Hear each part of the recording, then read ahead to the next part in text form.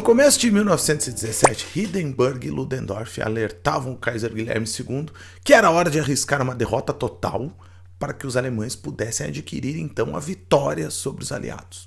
Os britânicos estavam cada vez mais fortes e presentes na guerra, pelo menos nas trincheiras do Ocidente, e apenas com a derrota dos ingleses é que os alemães teriam alguma chance de vitória. Então, os alemães deveriam assumir o risco de adotar uma guerra submarina indiscriminada para enfraquecer a ajuda que os Estados Unidos estavam dando para estes britânicos, mesmo que isso provocasse a entrada dos americanos no conflito.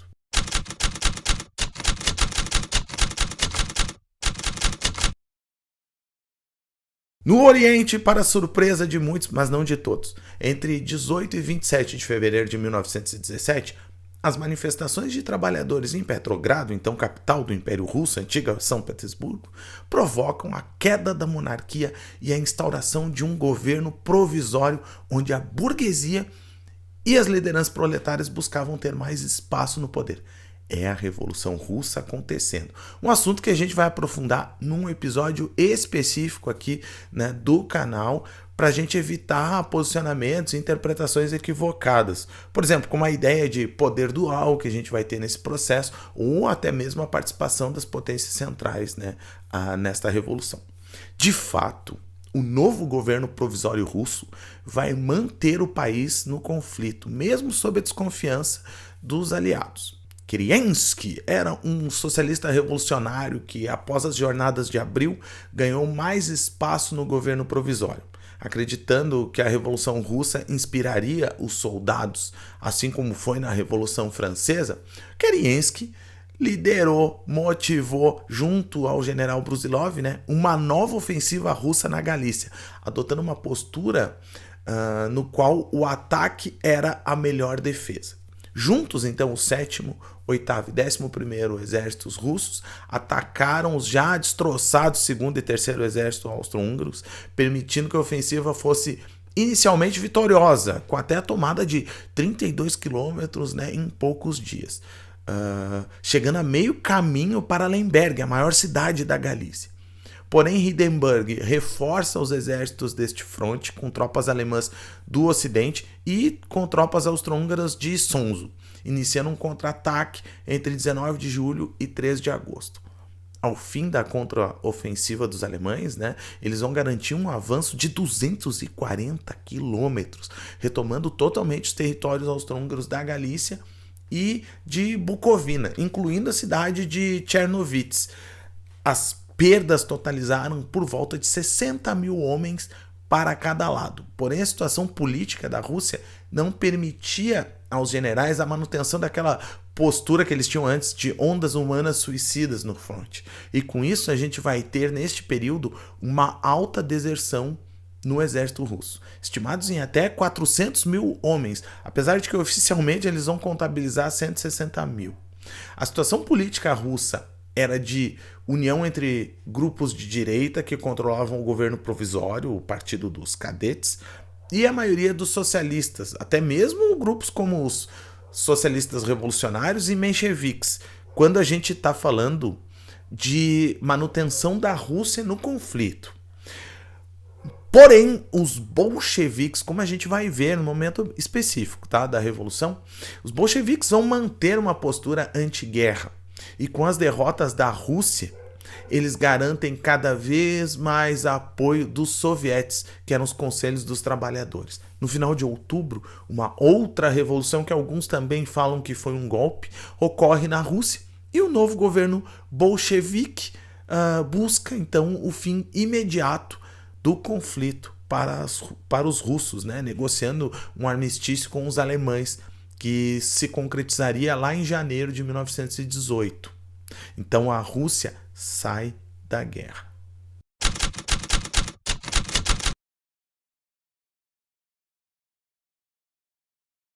A destruição da frota de Spee nas Malvinas limitou o foco da guerra marítima para a Europa. Assim, né? A imensa maioria de navios aliados permitiram um bloqueio marítimo às potências centrais, contribuindo com a grave escassez de alimentos a estes países, né, que já acontecia desde 1916. As potências centrais reorientaram seus esforços para a guerra submarina. E assim, com navios ancorados, as marinhas dessas potências centrais aí, vão perceber o agravamento dos motins e das ideias revolucionárias que estavam entrando, né, nessas marinhas. Mas não foi a falta de vontade alemã que privou a marinha de transformar a guerra marítima num conflito em águas internacionais. A frota alemã, a segunda maior do mundo, estava presa no Mar do Norte, onde os ingleses, que detinham a maior marinha do mundo, concentravam, né, seus esforços para bloquear a frota alemã. Por isso, Churchill falava que Jellicoe, que era o almirante da grande frota inglesa do Mar do Norte, era o único homem que poderia perder a guerra em uma tarde, caso os alemães conseguissem uma vitória sobre a sua frota. A grande frota inglesa bloqueava os alemães em conjunto com uma série de fortalezas defensivas em escapa-flow. Cientes da sua situação, os alemães tentaram realizar um ataque surpresa à grande frota, a partir do comando do novo chefe do almirantado alemão, Reinhard Scheer, que buscou então, né, atrair essa grande frota inglesa para tentar um combate, né, entre as duas, conseguindo uma vitória decisiva que permitisse pelo menos aos alemães, né, acessar o Oceano Atlântico, terminando com aquele bloqueio naval que estava detonando, né, a economia alemã.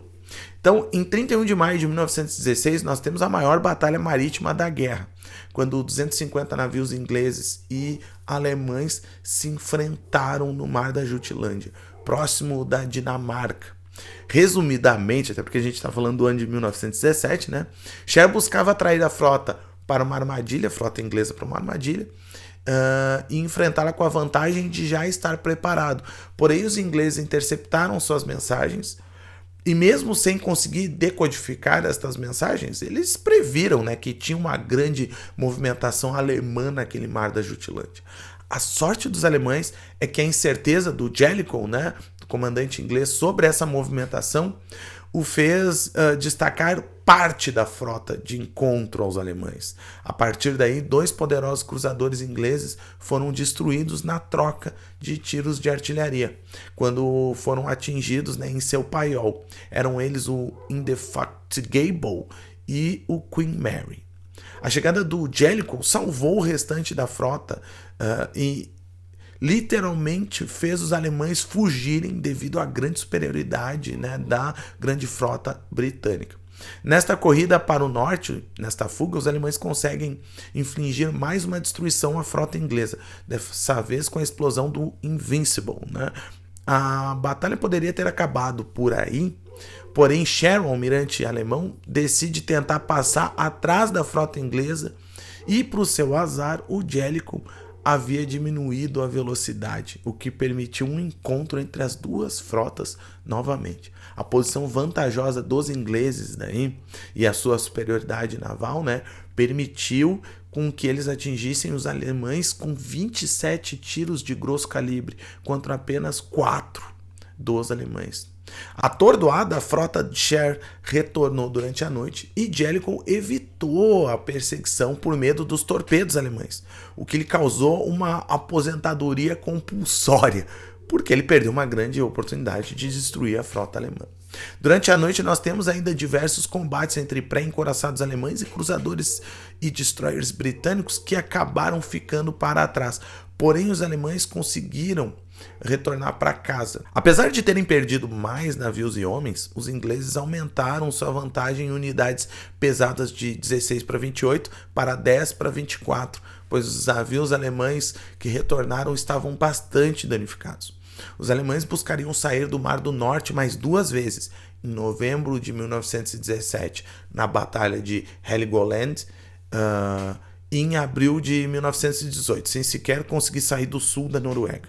Restava para a marinha alemã o uso dos submarinos, pois, como um jornalista alemão escrevera após a Batalha da Jutlândia, um ataque ao carcereiro, seguido de um retorno ao cárcere. Em janeiro de 1917, o imperador, o chanceler e o alto comando alemão decidiram por reiniciar a guerra irrestrita submarina no dia 1º de fevereiro daquele mesmo ano, retornando a uma política que em 1915 havia afundado inclusive o transatlântico Lusitânia. Os alemães haviam calculado uma inevitável entrada dos Estados Unidos no conflito, porém ponderavam que suas tropas estavam bem posicionadas no Ocidente e que a safra de trigo daquele ano dificultava a situação da Grã-Bretanha e da França.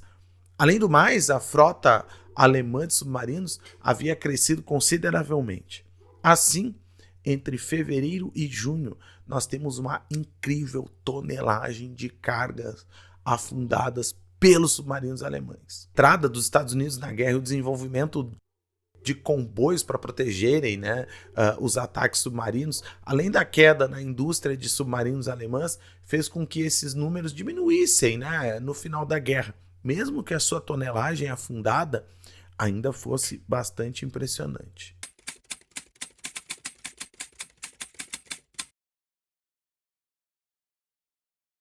Conforme já observamos, a guerra submarina irrestrita levou os Estados Unidos a entrarem na guerra.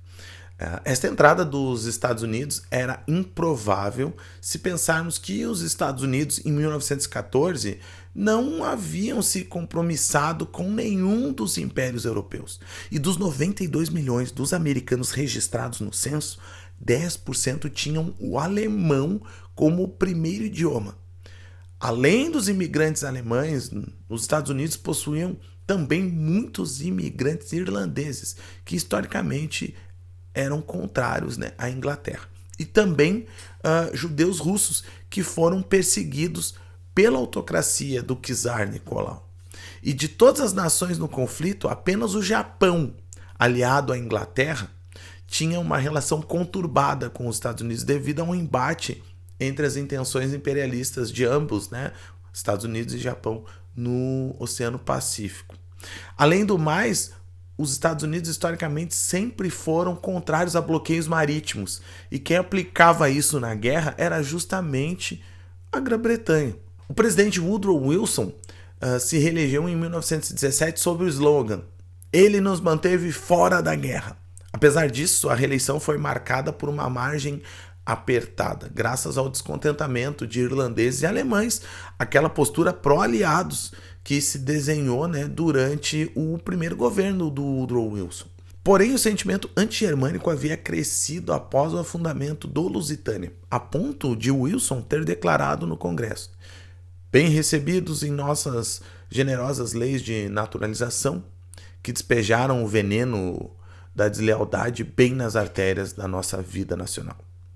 E os Estados Unidos já tinham desenvolvido um grande interesse econômico numa eventual vitória aliada. Os empréstimos bancários para a França e Grã-Bretanha eram consideráveis. Em 1917, a financeira americana JP Morgan já tinha levantado 2,6 bilhões para os aliados, e as exportações de munições já representavam 5,5 bilhões de dólares, trazendo um superávit comercial de 2,5 bilhões durante o conflito. Antes do conflito eram de 500 mil dólares apenas o superávit comercial dos Estados Unidos. Mas não foi a preferência pelos aliados que levou a esta relação preferencial econômica.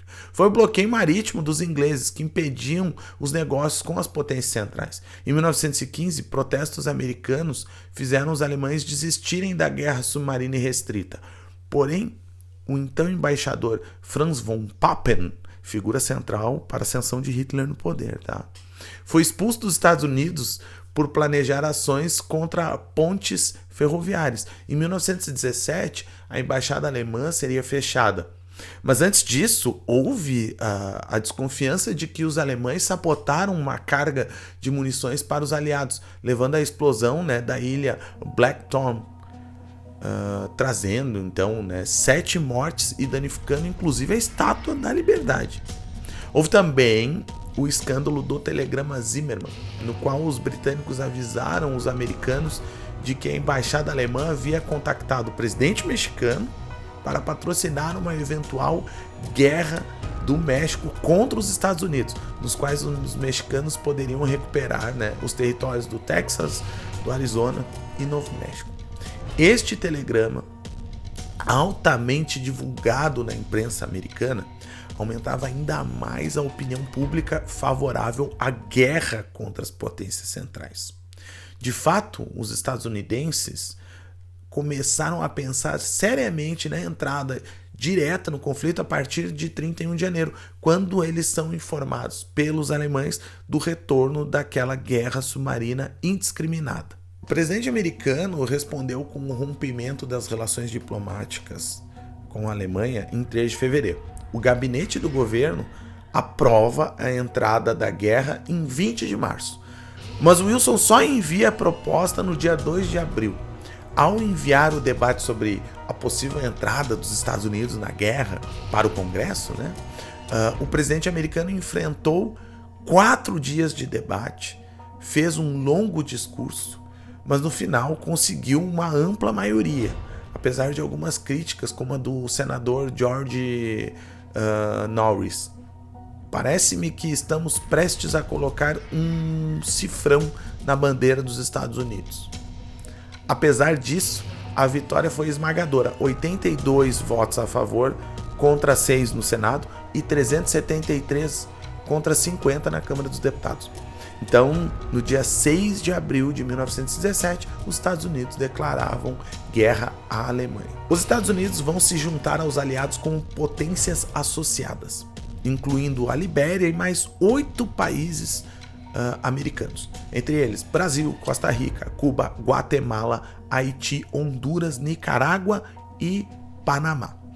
Destes apenas, além dos Estados Unidos, é óbvio, apenas o Brasil contribuiu militarmente, enviando uma divisão naval para a tarefa de proteção dos comboios, do Atlântico Sul, fato que abordaremos especificamente também no outro episódio aqui no canal. O presidente Wilson vai mobilizar uma força expedicionária dos Estados Unidos, alistando de forma obrigatória, evitando a intenção do Roosevelt, que era o adversário político dele, então, que era de formar uma força voluntária para a guerra. A lei do serviço seletivo de maio de 1917 obrigava a todos os estadunidenses entre 21 e 30 anos a se registrar para o recrutamento. Daí vem a famosa frase do general, Enoch Crowder: trabalhar ou lutar. Graças à campanha publicitária do tio Sam, nós temos milhares de jovens estudantes escolhendo a luta.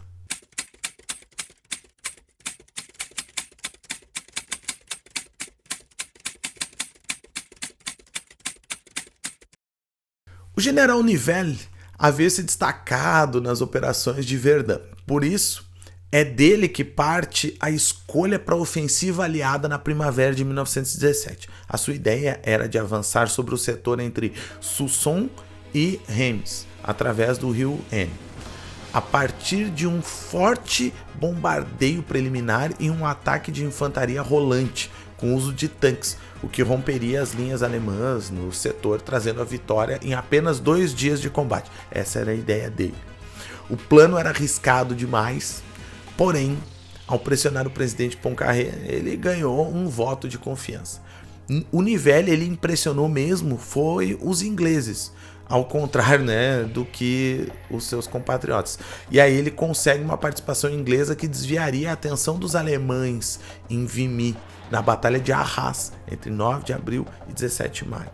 Apesar da mobilização inglesa, inclusive aérea, com a introdução do triplano Sopwith, que era superior ao Albatros D3 alemão, seus esforços não resultaram em uma vitória significativa para os ingleses. Até mesmo a superioridade aérea alemã continuou, em parte graças à superioridade do Albatros em relação ao Sopwith, o que garantiu que a esquadrilha de Richthofen impusesse grandes baixas ao corpo real de aeronaves inglesas, que perdia então 75 aviões. Apesar das 160 mil baixas dos ingleses contra 120 mil alemãs, os ingleses conseguiram apenas a conquista da colina de Vimy, ou seja, 6 quilômetros de território.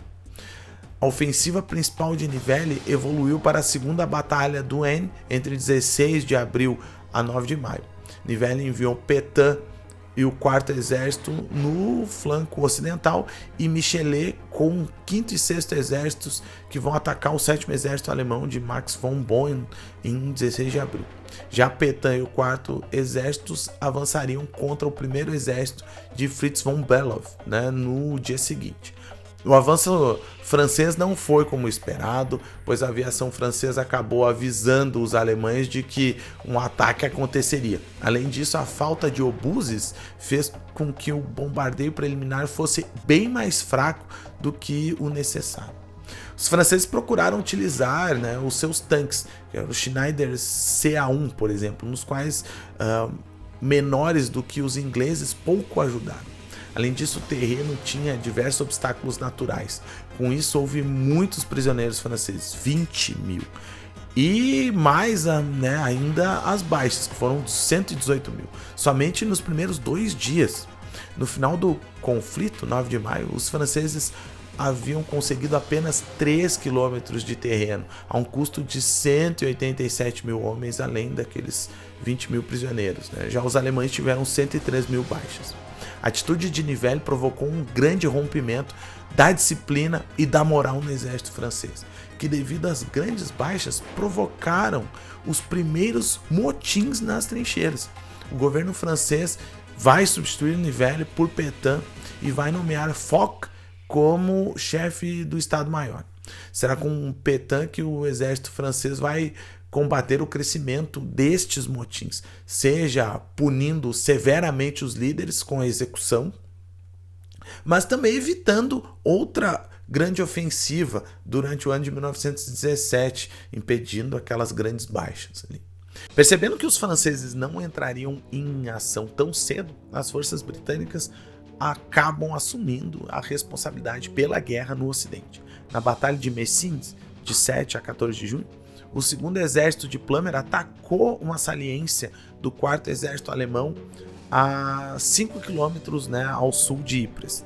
Desde 1916, as tropas de Plumer estavam cavando milhares de túneis em toda a terra de ninguém e sob as posições alemãs ao longo da colina de Messines. Em 7 de junho, os bombardeios preliminares abriram a batalha junto com a detonação de 19 túneis. A maior explosão feita até então ocorre com a detonação do topo da colina. O barulho da explosão foi tão alto que ele foi escutado até mesmo em Londres e acabou matando 10 mil alemães. O avanço de 9 divisões, incluindo uma australiana e uma neozelandesa, permitiu a tomada do setor mesmo com as contraofensivas alemãs acontecendo nos dias seguintes. A Batalha de Messines provocou 25 mil baixas alemãs e 7 mil prisioneiros. As baixas britânicas foram próximas disso daí.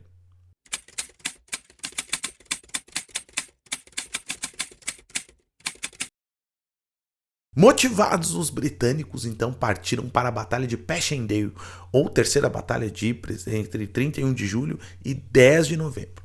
A ideia era de avançar o 5º Exército de Gogh com apoio pelos flancos no sul pelo 2º Exército de Plumer e ao norte pelo 1º Exército francês de François Antoine, contra o 4º Exército alemão de Armin ao norte e o 5º Exército alemão, que estava enfraquecido já após Verdun, ele era comandado então por Gallwitz. Os alemães previram que algo grande viria após Messines, por isso eles já estavam há semanas reforçando suas defesas. Porém, os aliados também estavam mais agressivos na guerra aérea, incorporando novos aviões, como o britânico Sopwith Camel e o Spad S-13 francês. E através também de um forte bombardeio preliminar em 31 de julho, os ingleses vão conseguir conquistar 2.770 metros já nos primeiros dias, com um custo alto de 32 mil baixas. As chuvas de agosto vão inutilizar os tanques franceses e aumentar o custo pelas conquistas territoriais.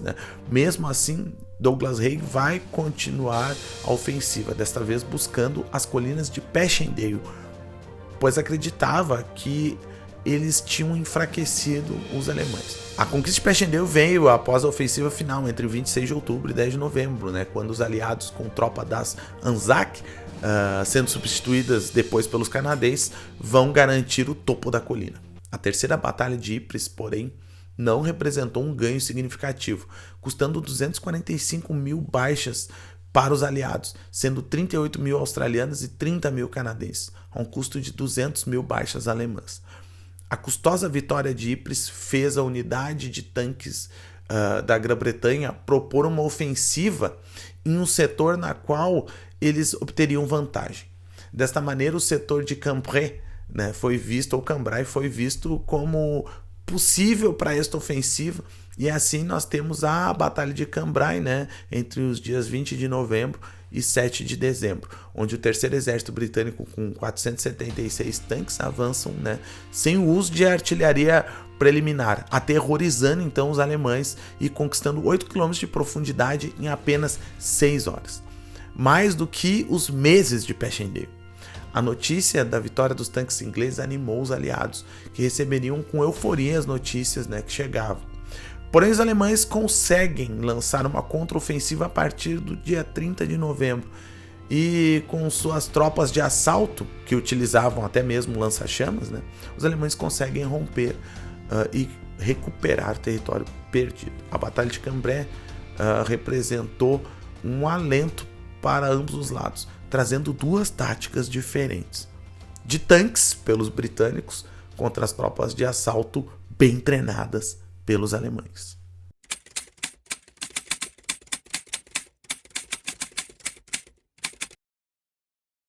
Em fevereiro de 1917, o novo imperador austro-húngaro Carlos, né, o Francisco José, morreu lá em 1916. Ele retirou o Conrad, né, do cargo de chefe do Estado-Maior e relocou o mesmo para o comando do 10º e 11º Exércitos no Tirol. Ele queria fazer uma ofensiva, o Conrad então vai querer fazer uma ofensiva pelos Alpes, porém ele tinha perdido muitos homens para o 5º Exército de Borevich, que se defendia então dos italianos, né? Lá na 10ª Batalha dos Sons, que aconteceu entre os dias 12 de maio e 18 de junho.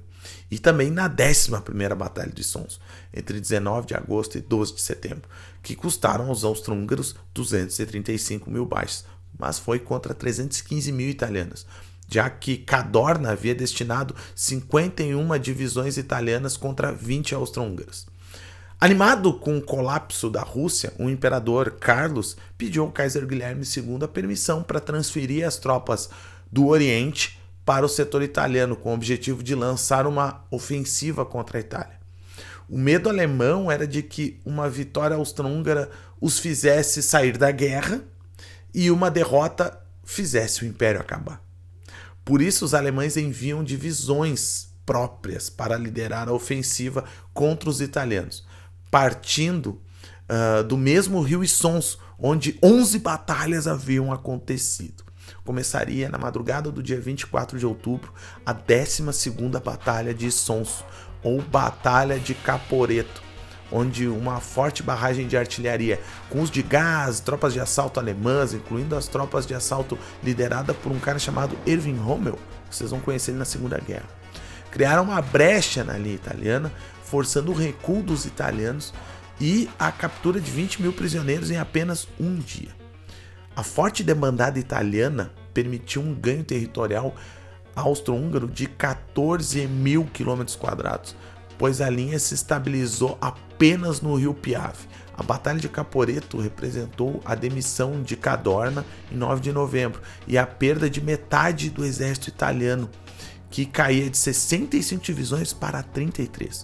Os austro-húngaros conseguiriam então manter esta linha no rio Piave até o final do conflito. Gente, aulão grandão, né? Muito obrigado, espero que vocês tenham gostado. Fica aí que vai ter mais Primeira Guerra Mundial no canal. Tchau, tchau, brigadão.